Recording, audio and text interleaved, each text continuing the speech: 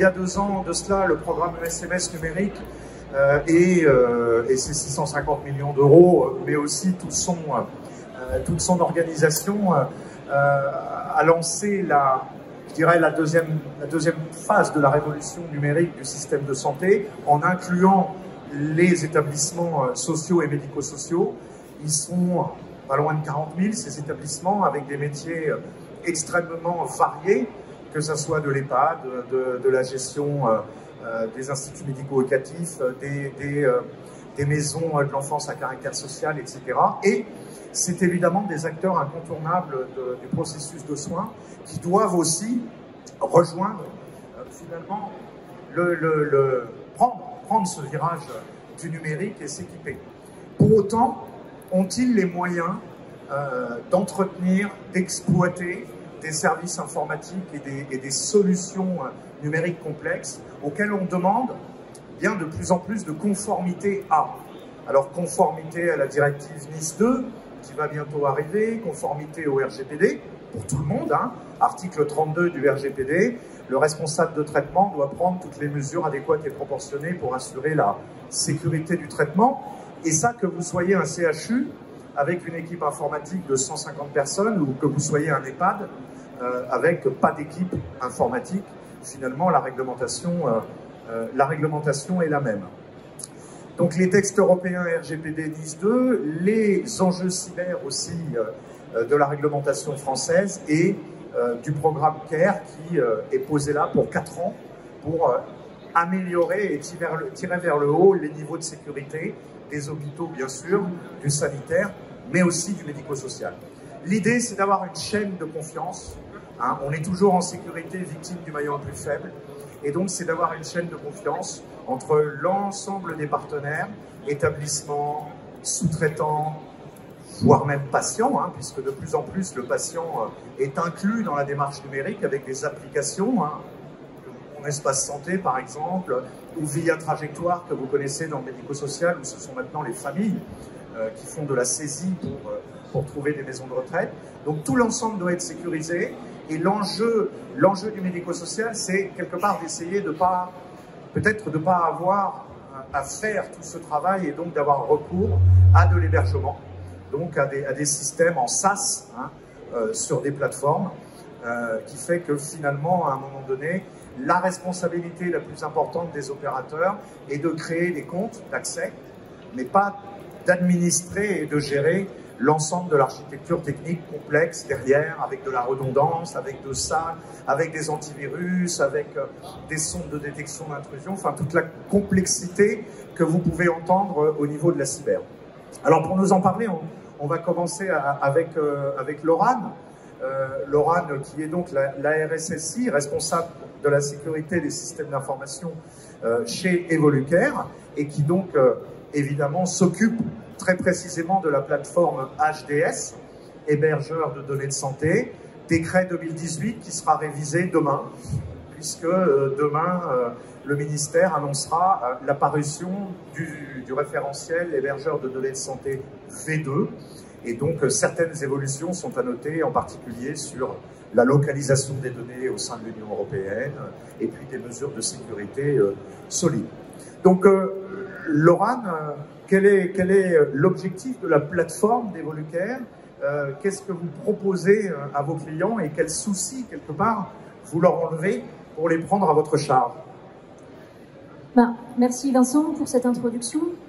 Pour nous, la démarche HDS d'Evolucare, elle s'inscrit complètement dans notre plan stratégique et dans l'ensemble de ce qu'on propose à nos clients. Notre objectif, c'est de faciliter la vie des professionnels de santé, parce qu'effectivement, on prend en charge toute une partie de conformité réglementaire, la partie mesure de sécurité RGPD, la partie NIS 2 qui va aussi arriver. On a ce label HDS qui nous permet de garantir, de certifier, c'est un audit indépendant externe, l'ensemble des mesures de sécurité qu'on met en place. Et donc, du coup, c'est toute une charge informatique et toutes des compétences aussi que certains établissements, en particulier de petite taille, n'ont pas forcément les capacités d'avoir, qu'on peut mettre à disposition de nos clients. Un autre sujet, c'est la partie assurer la continuité de la prise en charge. L'avantage d'avoir une plateforme hébergée à l'extérieur pour un établissement de santé, c'est que en cas de panne de réseau ou en cas de ransomware, de rançongiciel, on peut mettre en place des accès dérogatoires qui peuvent permettre aux professionnels de santé de continuer à accéder à leur DPI parce qu'il a été hébergé à l'extérieur et parce que le flux a été coupé entre les deux. Donc ça nous permet aussi de nous intégrer dans les plans de gestion de crise de nos clients et de leur proposer une solution en continuité qui leur permette d'éviter de revenir au mode papier-crayon, qui est ce que font beaucoup d'établissements aujourd'hui quand malheureusement ça leur arrive. Et la troisième chose, c'est que ça nous permet d'adapter notre accompagnement aussi à l'évolution des stratégies de nos clients. Aujourd'hui, on a un hébergeur majeur souverain, mais on est aussi en train de se mettre en capacité d'effectuer nos déploiements dans des environnements cloud type GAFAM, il faut bien le dire, parce qu'on a des clients, entre autres, qui commencent à avoir des stratégies très externalisées sur l'ensemble de leur IT. Et donc, ça nous permet de nous adapter à ces stratégies-là et de leur proposer des solutions qui sont aussi dans des périmètres certifiés hébergeurs de données de santé et qui sont contrôlés et où, quelque part, on leur offre un deuxième regard parce que si nous, on héberge, c'est qu'on a aussi validé la sécurité de cet hébergement-là. D'accord. Votre opérateur d'hébergement, parce qu'Evolucare, je le rappelle, vous êtes un éditeur de solutions logicielles. Votre hébergeur historique, c'est le MIPI. Donc je rappelle, hein, le MIPI et le CIB, qui se sont rapprochés depuis, sont un hébergeur de données de santé. Combien il y en a en France des hébergeurs certifiés de données de santé? Eh bien, un peu plus de 300. Un peu plus de 300, certains étant extrêmement spécifiques, c'est-à-dire ils hébergent tout simplement leurs solutions, et puis d'autres hébergeant les solutions d'un certain nombre d'éditeurs. C'est le cas du MIPI, qui lui-même d'ailleurs, le MIPI et le CIB, ont leur propre dossier patient informatisé, mais qui offre des services d'hébergement et les rapproche. Comment ça se passe avec la relation finalement avec cet hébergeur? C'est parce que vous n'êtes pas le seul dans ce cas. Souvent, l'éditeur n'est pas hébergeur.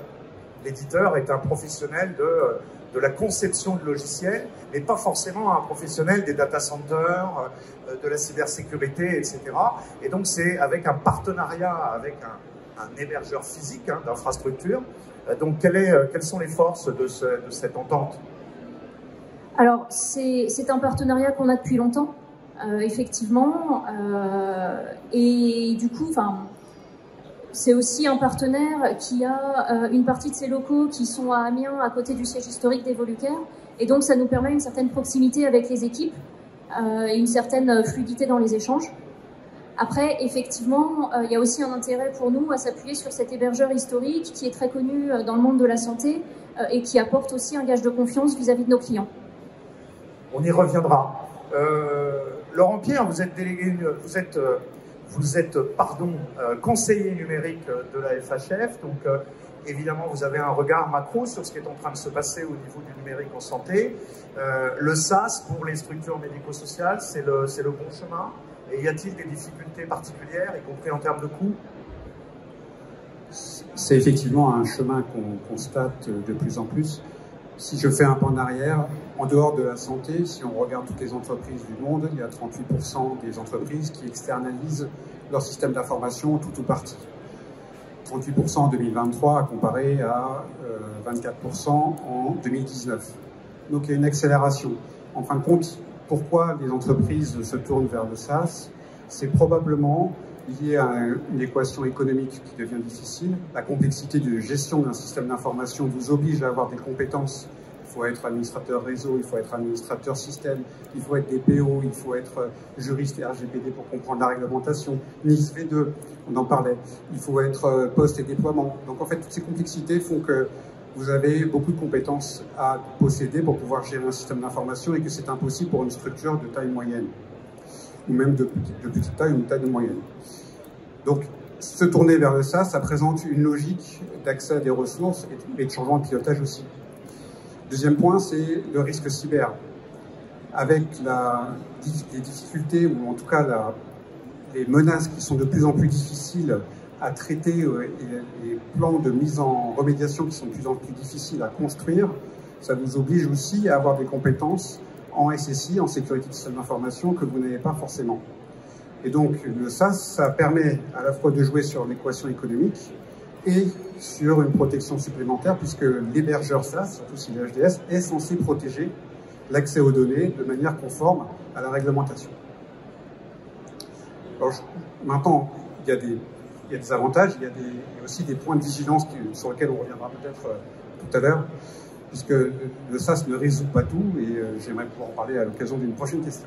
Oui, tout à fait. Donc, je vais prendre une ancienne casquette que j'ai eue dans ma vie, celle de DSI hospitalier, où il est intéressant, effectivement, aujourd'hui, mais depuis déjà un certain temps, depuis l'arrivée du cloud, quelque part au sens large, lorsque l'on est DSI, de se poser la question stratégique de ce que l'on décide de faire et de ne pas faire.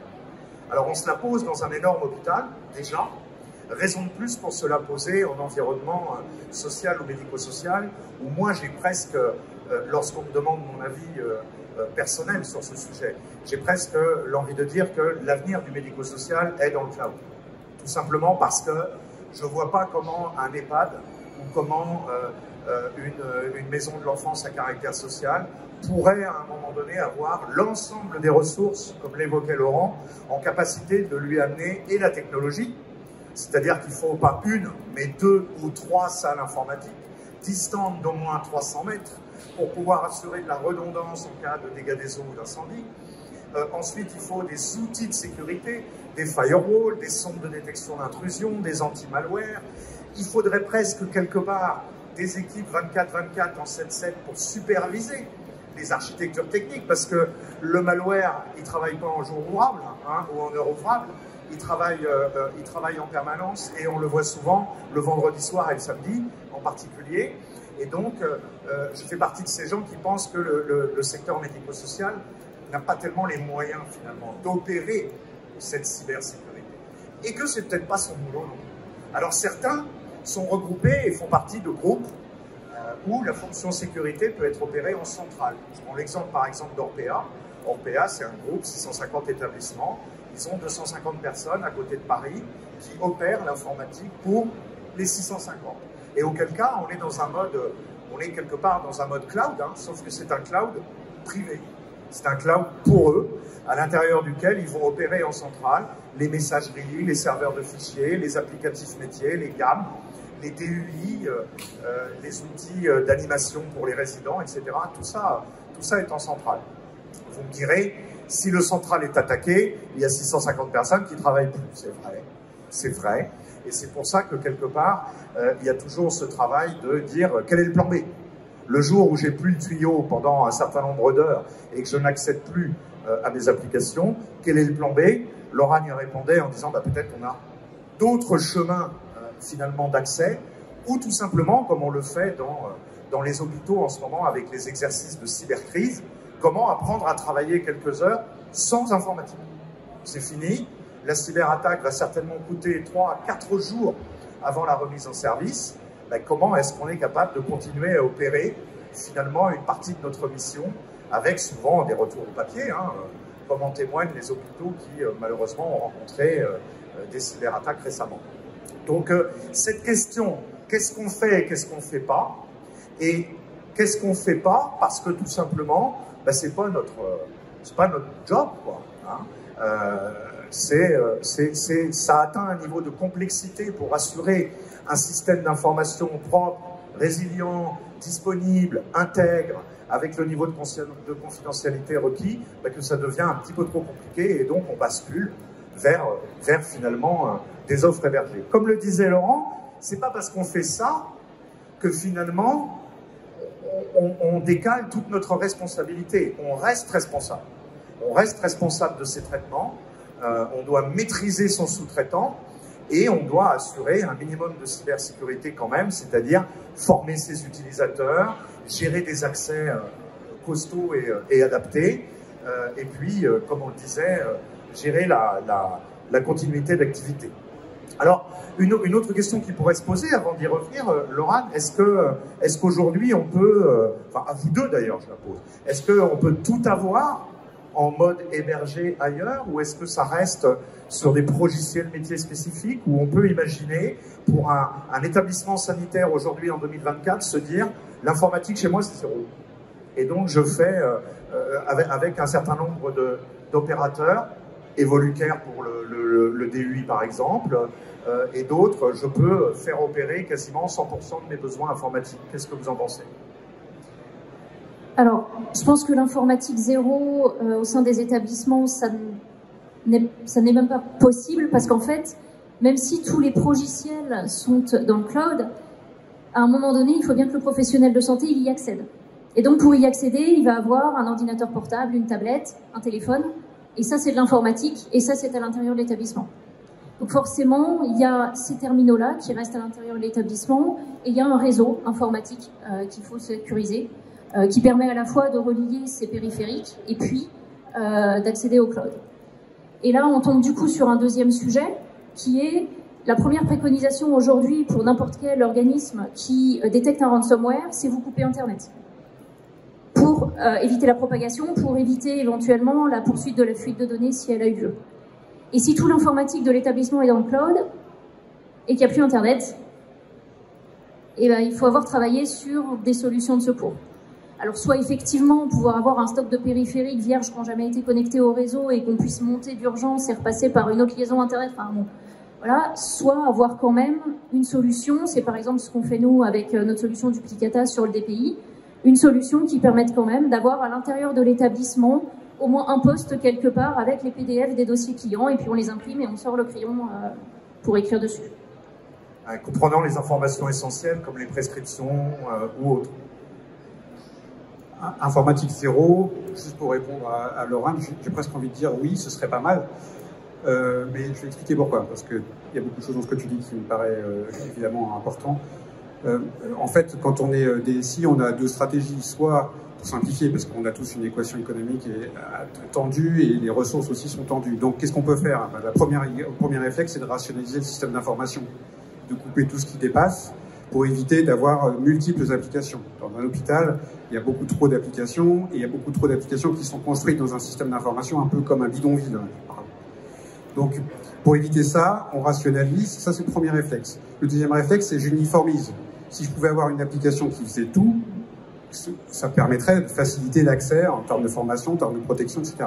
Est-ce que c'est possible dans le milieu de la santé d'avoir une application qui fait tout? La réponse est non, elle n'existe pas.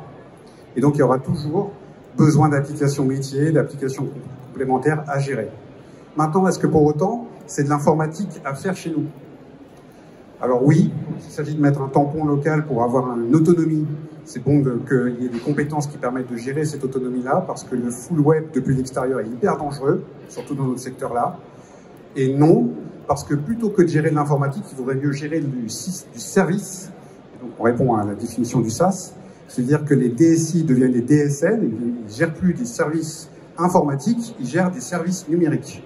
Et je pense que dans nos structures, la gestion de services numériques est plus importante, encore faut-il apprendre à la faire, que la gestion de services informatiques. En tout cas, elle est plus adaptée aux structures de taille petite ou moyenne. Même dans les grosses, hein, il y a beaucoup de tendance à vouloir sortir et à gérer des services. La question c'est comment j'acquiers les compétences qui me permettent de piloter des contrats de services, plutôt que des ressources qui me permettent de piloter de la technicité. On dit souvent que c'est plus cher, c'est-à-dire opérer soi-même son informatique avec un certain niveau de qualité, et puis à un moment donné dire on va basculer sur des services que l'on va gérer nous-mêmes, eh bien on prend un choc un peu économique, c'est plus cher. Comment vous percevez cette réalité? C'est vraiment plus cher, beaucoup plus cher, et est-ce que c'est significatif pour des établissements médico-sociaux en particulier? En fait, sur la question des coûts, je pense qu'on retombe en partie sur l'éternel problème de la sécurité et de la conformité, qui est que facialement on coûte de l'argent et que c'est extrêmement difficile pour nous de démontrer qu'on en rapporte. Parce qu'en fait, ce qu'on permet de faire, c'est principalement de l'évitement du risque. Et ce sont des investissements, effectivement, qui vont permettre d'éviter des pertes. Mais ça, dans la fameuse équation économique, c'est très difficile à quantifier, c'est très difficile à rendre mathématique. Et du coup, dans un bilan complet de retour sur investissement, c'est très compliqué à valoriser. Moi, j'ai une... Laurent, avant de vous donner la parole, c'est souvent une réponse que j'ai faite moi, lorsque des dirigeants d'hôpitaux me posaient la question en me disant « mais ça va être plus cher ». Je lui ai dit « oui, mais le prix de votre système d'information actuel, il est biaisé parce que vous n'êtes pas conforme. Donc, il ne faut pas partir sur le coût du système d'information à l'instant T versus le coût en mode SaaS. Il faut d'abord se dire, et si je me mettais conforme, quelle serait l'augmentation du coût de mon système d'information? Et après, on compare. Parce que finalement, le mode hébergé ne vous autorisera pas à ne pas être conforme. Un prestataire, un offreur de solutions SaaS, il n'a pas le droit de vous dire, bah, pour réduire les coûts, on ne fait pas la sauvegarde, ou on éteint le système antivirus la nuit. Non, il doit être conforme. Et donc, forcément, cette conformité a un coût. La question à se poser pour pouvoir comparer, c'est avant tout, et si nous, on se mettait en parfaite conformité, combien ça nous coûterait? Et là, peut-être que l'écart, finalement, se réduit un peu. Se réduit parce que les systèmes d'information de santé dans les hôpitaux ou dans les structures médico-sociales, souvent, ne sont pas tout à fait conformes. On n'est quand même pas au niveau de conformité requis. Laurent, sur l'histoire des coûts. Ce qui permet à un établissement de faire vivre son informatique, c'est la tarification journalière, en fait. C'est le financement qu'elle reçoit. Donc aujourd'hui, malheureusement, il n'y a pas une grande place dans la tarification journalière pour les coûts du numérique. Donc vu d'un établissement, ça coûte excessivement cher de mettre du numérique en place. Parce que le point de départ est aujourd'hui très bas. Si on compare un serveur qui est installé dans un vide sanitaire ou dans un placard, et qu'on le met en conformité, évidemment, ça va faire un gap, on va multiplier par 4 le coût du système d'information d'une année sur l'autre. Le SaaS, c'est pas non plus... c'est aussi un abonnement répété, il faut le financer. Ce financement-là, il constitue pour l'établissement des besoins en budget qui ne sont pas prévus aujourd'hui, qui n'existent pas. Il faudra bien qu'on revoie la tarification journalière pour qu'on arrive à avoir des financements numériques et qu'on les sanctuarise. Ça, c'est un premier point. Après, il y a l'amortissement. Quand on avait un serveur qui était positionné dans un placard et qui fonctionnait pendant 10 ans, forcément, l'amortissement était très long. Avec un SaaS, on n'est pas sur l'amortissement, on est sur des coûts récurrents. Donc, c'est une autre logique de financement qu'il faut mettre en place pour pouvoir accéder à ces services-là.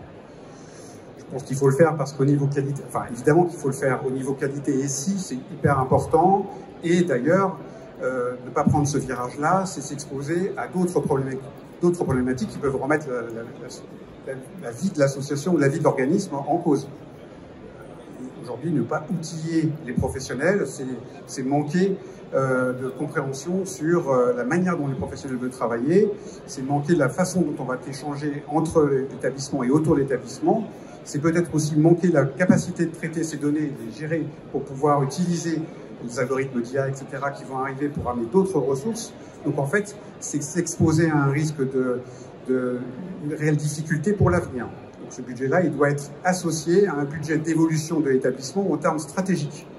Il doit être associé sur des cibles qui sont portées par la direction générale et que le numérique vient outiller pour que l'évolution de l'établissement puisse être suivi et être outillé. Donc c'est un programme de financement beaucoup plus complexe que le numérique. C'est un programme de financement pour l'établissement, porté par un directeur général qui est sensible au fait que son établissement doit évoluer et que le numérique est la solution pour faire évoluer cet établissement-là.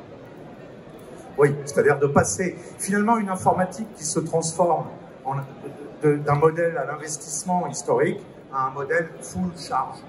C'est-à-dire, à un moment donné, c'est l'informatique à coût zéro, enfin, au sens, voilà, il n'y a plus d'investissement, on est à de la charge d'usage. La promesse du cloud étant même de nous emmener vers le paiement à l'usage. C'est-à-dire, à un moment donné, on a beaucoup consommé en juin, on paye 10 000, on consomme moins en juillet-août, on paye 5 000. Quelque part, en puissance, en temps, en quantité et en service. J'espère que je remets pas en cause le modèle économique d'Evolucare en disant ça. Enfin, c'est un peu l'idée aussi de pouvoir utiliser l'informatique de façon modulaire. Voilà. Je vous remercie pour ces explications. Alors notez que la certification HDS qui permet à une société de prétendre héberger des données de santé à caractère personnel pour le compte de tiers évolue demain. Donc le journal officiel a publié le nouveau référentiel la semaine dernière. Le ministère le présente demain. Qu'est-ce que c'est que ce référentiel?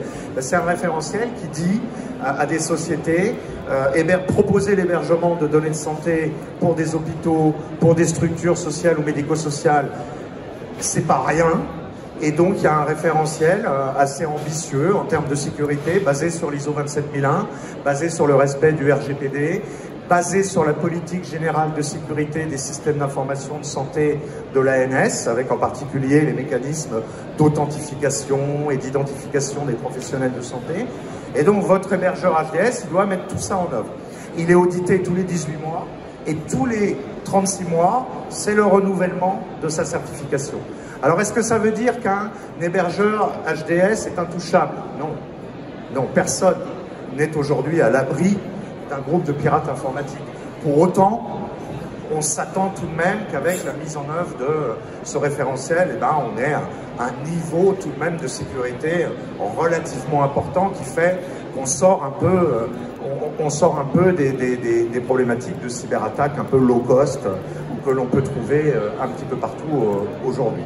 Donc c'est un petit peu l'idée, c'est on fait héberger ces données dans un bunker quelque part qui est certifié. Les Américains, jusqu'à aujourd'hui, certains d'entre eux sont certifiés hébergeurs de données de santé. Amazon, Google, Microsoft, IBM également. Le problème qu'on a un petit peu avec eux aujourd'hui et les grands débats, c'est l'extraterritorialité avec le Cloud Act, où le président Trump, et Biden d'ailleurs, disent si un jour on est en embrouille avec la France, on va chercher les données sur les serveurs. Voilà. Et vous n'avez rien à dire parce qu'on est les Américains. Et donc, c'est aujourd'hui le débat de savoir est-ce qu'on est en capacité, à un moment donné, d'avoir des offreurs de solutions qui nous assurent qu'il n'y a absolument aucune possibilité d'extraterritorialité. Les opérateurs américains, d'ailleurs, sont bien embêtés de ça. Ils essaient de créer des sociétés en Europe, de poser les serveurs en Europe, parce que ça ne les aide pas dans leur business, quelque part, ce principe d'extraterritorialité. Et donc, il y a effectivement des interactions, parce qu'ils ont des couches de services qui sont dans les meilleurs tout de même, et donc parfois, même si on n'est pas complètement chez eux, on utilise des petits morceaux des infrastructures qu'ils mettent à leur disposition. Voilà ce que je pouvais dire en conclusion. Un petit mot de conclusion, tous les deux? Moi, j'avais un point que j'aimerais mettre en évidence, c'est que derrière cette gestion de services qui sont proposés aux établissements de santé, la difficulté pour les éditeurs comme pour les DSI, c'est d'avoir un contrat de partenariat qui soit suffisamment robuste. C'est sûr que quand on va on va transposer nos données, on va les mettre en stockage à l'extérieur et on va demander à un prestataire de fournir des services, ça met une couche d'abstraction qui facilite la vie des DSI en interne. Néanmoins, elle l'opacifie aussi sur les responsabilités qu'ils doivent prendre vis-à-vis de ça.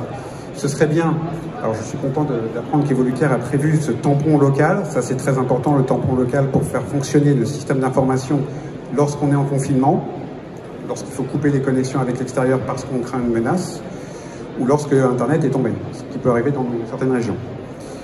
Donc, mais au-delà de ça, ce serait intéressant que les éditeurs proposent aussi des exercices de crise qui partent de l'hébergeur en disant « je coupe ».